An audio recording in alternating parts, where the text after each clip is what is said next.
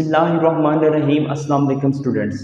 आज हम first year physics का चैप्टर 6 फ्लूइड डायनामिक्स और उसका important topic application of Bernoulli's equation को डिस्कस करेंगे। स्टूडेंट, आज हम बर्नौलीज़ इक्वेशन की फर्स्ट एप्लीकेशन को डिस्कस करेंगे। इसकी जो फर्स्ट एप्लीकेशन है वो है टॉरी-सैलिस थ्योरम। तो टॉरी-सैलिस थ्योरम होता ये है कि जब किसी ओपनिंग में से या किसी होल में से कोई सब्सटेंस या कोई फ्लूइड जिस स्पीड से फ्लो करता है तो उसी स्पीड को हम कैलकुलेट करेंगे by using the Torricelli's theorem. तो मैंने पहली लाइन यही लिख रखी है कि it is used to find out the speed of flux coming out from the opening और अ होल। तो यहाँ पे एक वर्ड है स्पीड ऑफ फ्लक्स। तो स्पीड ऑफ फ्लक्स से मुराद ये है कि जब उस ओपनिंग में से या होल में से वो जिस स्पीड से फ्लूइड निकलता है तो उसी स्पीड को हम कहते हैं स्पीड ऑफ फ्लक्स। अब हम इसकी स्टेटमेंट को अंडरस्टैंड करते हैं। Statement: speed of flux is equal to the velocity gained by the fluid through distance h1 minus h2 under the action of gravity. तो स्टूडेंट, इस स्टेटमेंट को हम लास्ट में समझेंगे जब हम इसका इम्पोर्टेंट रिजल्ट को कैलकुलेट करेंगे। अब मैं इसको समझाऊंगा तो ये आपको समझ नहीं आएगी। तो चलते हैं बच्चों नेक्स्ट है इसका डायग्राम। तो डायग्राम में आपने एक वाटर टैंक लेना है, ठीक है। ये हमारे पास एक टैंक है। इस टैंक को हमने वाटर की मदद से फिल कर दिया है। इस टैंक की जो टोटल हाइट होगी वो h1 होगी। अब बॉटम से थोड़ा सा ऊपर हमने ये एक होल क्रिएट कर रखा है। ये बच्चों होल है, ठीक है। अब इस होल से इस बॉटम तक का जो डिस्टेंस होगा वो h2 होगा। अब होल से ऊपर और इसका जो एंड होगा उसकी जो हाइट होगी वो क्या बनेगी? इस टोटल हाइट में से जब मैं ये वाली हाइट को सब्ट्रैक्ट करूंगा तो ये वाली हमारी हाइट बनेगी।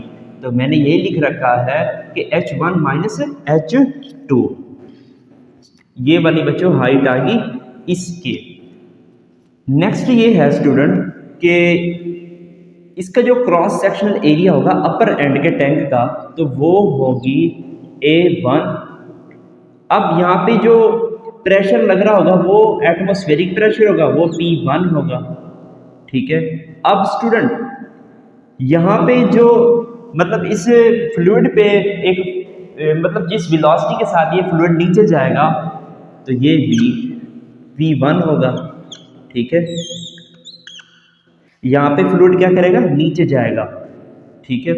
इसी तरह स्टूडेंट यहाँ पे ये ओपनिंग है, इस ओपनिंग का जो क्रॉस सेक्शनल एरिया है वो क्या होगा? A2 होगा।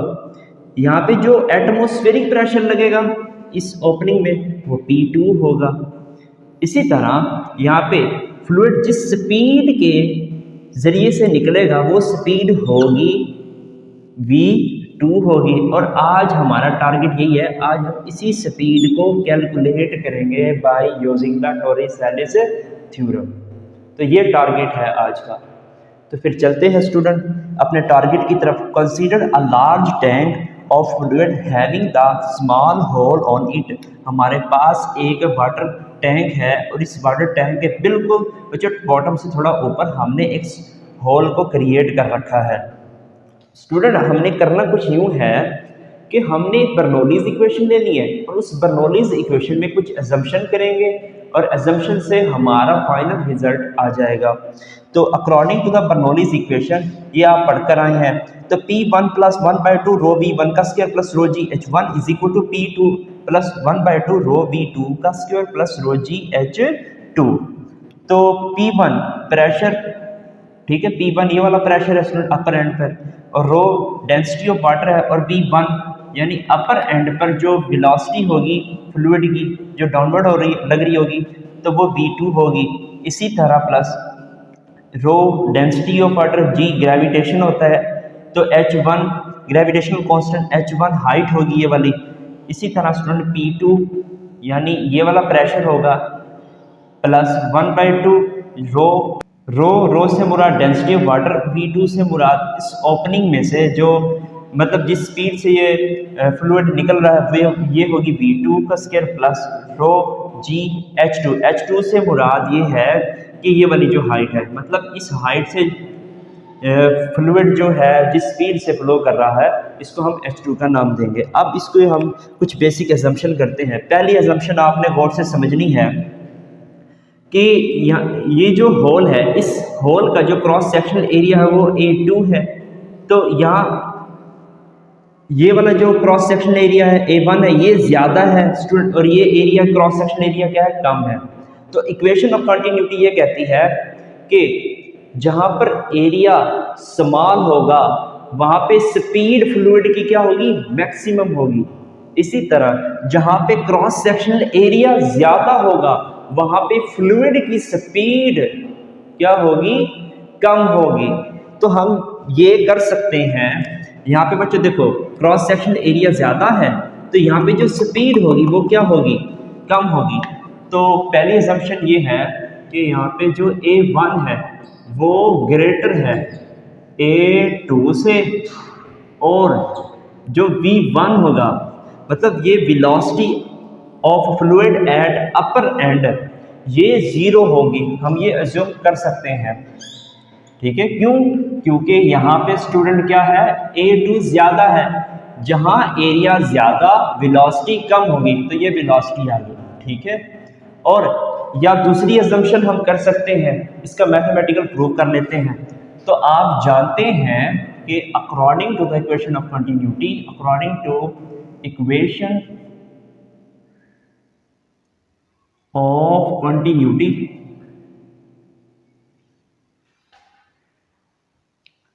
वो क्या होती है, A1 V1 is equal to A2 V2। अब यहाँ पे हम V1 की वैल्यू को कैलकुलेट करेंगे, तो V1 is equal to A2, ये मल्टीप्लाई हो रहा है, इधर आके डिवाइड हो जाएगा A1 V2। स्टूडेंट मतलब ये क्रॉस सेक्शन एरिया क्या है, छोटा है, तो इतना छोटा है, इसको हम एज्यूम कर लेते हैं 0 के। तो यहाँ पे वैल्यूज को पुट करते हैं, V1 0 divided by A1 V2, तो ये वाली टर्म क्या बनेगी, V1 इज इक्वल टू 0। तो ये इसका मैथमेटिकल प्रूफ हो गया। स्टूडेंट यहाँ पे एटमॉस्फेरिक प्रेशर लग रहा है, ठीक है, यहाँ पे भी एटमॉस्फेरिक प्रेशर लग रहा है और यहाँ पे भी एटमॉस्फेरिक प्रेशर लग रहा है। तो फिर क्या होता है, तो P1 बराबर हो जाएगा बच्चों P2 के, और P2 किसके बराबर हो जाएगा, P के। मतलब जहां हमें P1 और P2 नजर आ रहा है वहां पर हम P की वैल्यूज को रिप्लेस कर देंगे। ठीक है, तो करते हैं बच्चों इस इक्वेशन में पुट। P1 की जगह हमने क्या करना है, P लिखना है, तो P प्लस 1/2 रो V1 है, V1 का स्केयर, तो V1 की वैल्यू क्या है, 0 है, तो 0 आ जाएगा और यहाँ पे स्केयर आ जाएगा प्लस। फिर बच्चों rho GH1 is equal to, student यहाँ P2 है, तो P2 की जगह हमने कौन सी वैल्यू इसको पुट करना है, P, तो P प्लस 1/2 रो V2 का स्केयर प्लस फिर बच्चों रो GH2 आ जाएगा। ठीक है, ये 2 है। अब क्या करते हैं, ये वाला प्रेशर इस प्रेशर से कैंसल आउट हो जाएगा, ये जो 0 है मल्टीप्लाई हो जाएगा, तो क्या आ जाएगा, 0 आ जाएगा, तो ये खत्म हो जाएगा स्टूडेंट। अब टर्म कौन कौन सी बचेगी, ये वाली टर्म बचेगी और ये वाली टर्म बचेगी, तो rho GH1 is equal to 1/2 rho V2 का स्क्वेयर प्लस रो GH2। ये वाली जो टर्म है दूसरी तरफ आ जाएगी, ये प्लस की है माइनस की हो जाएगी, रो GH1 minus rho GH2 1/2 rho V2 का स्केयर। रो GH कॉमन आ रहा है स्टूडेंट, तो इसको हम कॉमन ले लेते हैं दोनों टर्म में, तो H1 माइनस क्या आ जाएगा, H2 is equal to 1/2 rho V2 का स्केयर।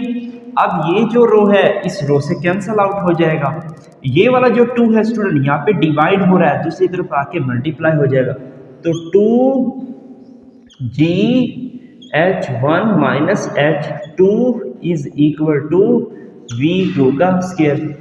फिर क्या करते हैं, taking under root on both side,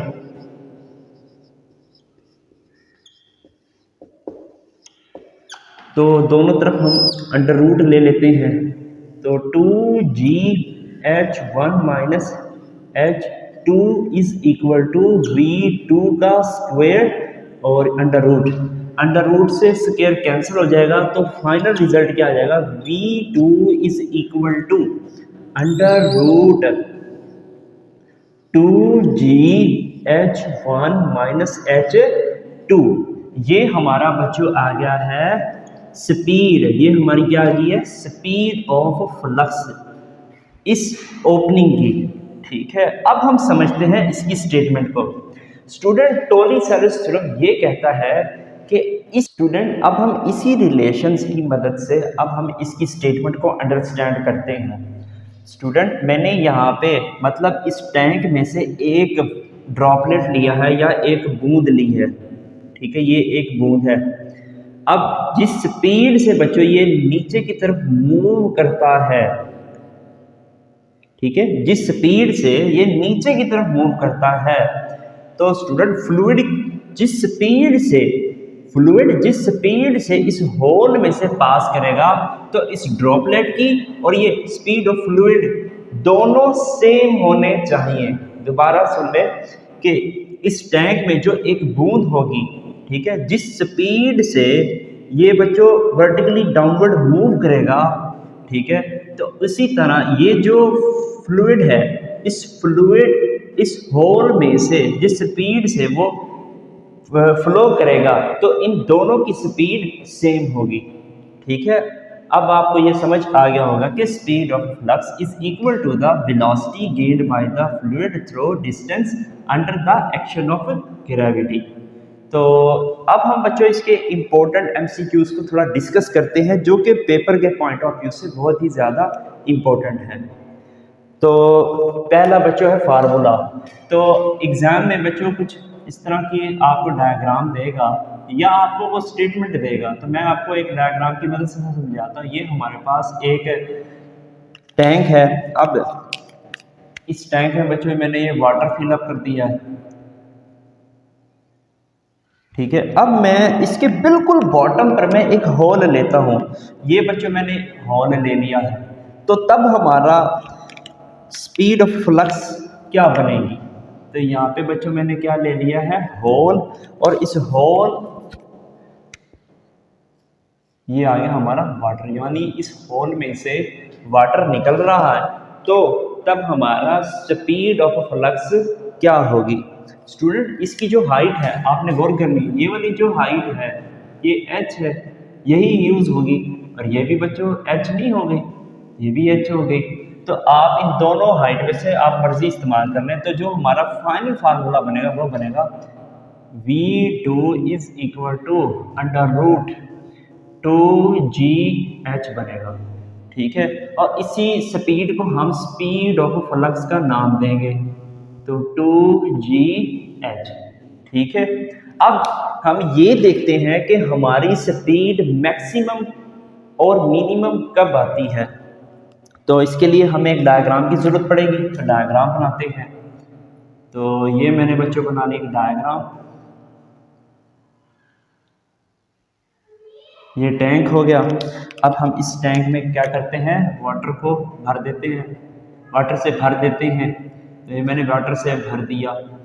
अब हम क्या करते हैं, स्पीड मैक्सिमम बच्चों उस वक्त आएगी जब यहाँ पर होल हो, ठीक है, होल जब यहाँ पर होगा तो यहाँ पे स्पीड ऑफ फ्लक्स क्या होगी, मैक्सिमम होगी।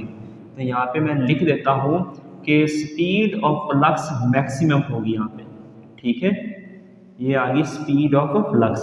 अब बच्चों स्पीड ऑफ फ्लक्स मिनिमम कब आती है, तो स्पीड ऑफ फ्लक्स मिनिमम बच्चों जब यहाँ पर इसका होल होगा टैंक का, तो टैंक का जब यहाँ पर होल होगा तो यहाँ पर जो फ्लूइड की स्पीड है वो क्या होगी, कम होगी। तो यहाँ मैं मेंशन कर देता हूँ, तो VE मिनिमम होगी। ठीक है, स्पीड ऑफ फ्लक्स यहाँ पर क्या होगा बच्चों, मिनिमम होगा। अब हम एक इम्पोर्टेंट एमसीक्यूज को डिस्कस करते हैं। इम्पोर्टेंट एमसीक्यूज ये है कि ये हमारे पास बच्चों एक टैंक है। अब इस टैंक की जो हाइट है, हाइट आपको दे रखी है, टोटल हाइट है वो है 2 मीटर। ठीक है, यहाँ से यहाँ तक, ठीक है, 2 मीटर है। अब दरमियान में हमने एक होल क्रिएट कर रखा है, तो बताएं स्पीड ऑफ फ्लक्स क्या होगी। तो दरमियान में बच्चों हमने यहाँ पे होल कर रखा है, यहाँ पे, तो मैंने यहाँ पे कर दिया होल। सर पानी तो भर दे इस टैंक में, तो ये बच्चों मैंने भर दिया है पानी इस टैंक में, तो मैंने पानी भर दिया। और स्टूडेंट अगर टोटल हाइट ही है हमारी h is equal to 2 metre, तो दरमियान में हमने एक होल कर रखा है, तो ये वाली जो हाइट होगी ये कितनी होगी, जाहिर सी बात है ये जो हाइट होगी h is equal to 1 metre होगी। इसी तरह ये वाली भी हाइट क्या बनेगी, 1 मीटर ही बनेगी। तो इस होल में से कितनी स्पीड से फ्लूइड फ्लो करेगा, तो ये आपको स्टेटमेंट देगा। तो बच्चों आपने यहाँ पर एक फार्मूला यूज करना है, वो फार्मूला होता है ये वाला। तो वी ई मतलब speed of flux is equal to 2gh। अब V E is equal to √2 और जी क्या होता है स्टूडेंट, 9.8 होता है, और h यहाँ। अब जहाँ पे बच्चों होल हमने क्रिएट किया है, तो उसी की हमने हाइट लेनी है। तो होल बच्चों ये वाला है, ठीक है, तो ये वाली हम हाइट लेंगे, तो यहाँ पर आ जाएगा 1। तो स्पीड ऑफ फ्लक्स की बच्चों यहाँ पे आ जाएगी वैल्यूज, और ये हमारा बन जाएगा आंसर। लास्ट में नोट पढ़ते हैं, ठीक है। नोट से पहले हम एक और एमसीक्यूज को डिस्कस करते हैं कि रेंज मैक्सिमम कब होगी। स्टूडेंट ये भी एमसीक्यूज है इंपॉर्टेंट कि रेंज मैक्सिमम कब होगी। स्टूडेंट इसके लिए हमें फिर एक डायग्राम बनानी पड़ेगी। तो रेंज मैक्सिमम कब होगी, ये हमारे पास टैंक आ गया, इस टैंक में मैंने पानी भर दिया है, तो ये वाली बच्चों ये हाइट होगी, ये टोटल हाइट होगी। अब यहाँ पे मैंने एक ओपनिंग कर दिया है दरमियान में, ठीक है, तो ये वाली जो हाइट होगी ये क्या बनेगी, तो h डिवाइडेड बाई 2 नहीं हो जाएगी, तो ये बच्चों h डिवाइडेड बाई 2। तो यहाँ पर रेंज मैक्सिमम होगी, तो रेंज मैक्सिमम होगी जब हमारी हाइट h बाई 2 होगी। स्टूडेंट इसका प्रूफ भी है, लेकिन हमने प्रूव नहीं करना, आपने जस्ट ये याद रखना है कि रेंज मैक्सिमम कब होगी, जब हाइट हमारी h बाई 2 होगी। लास्ट में है नोट ये है कि speed of flux is independent of direction of the fluid. तो मैं लिख देता हूं speed of flux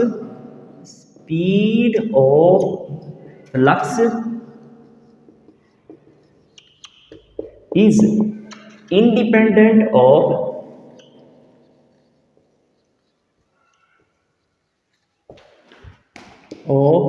direction of fluid.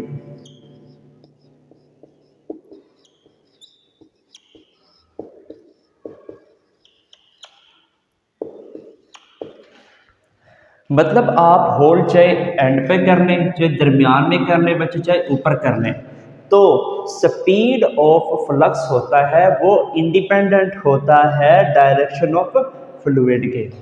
Student आज के लिए बस इतना ही, आप इसका स्क्रीनशॉट ले लें।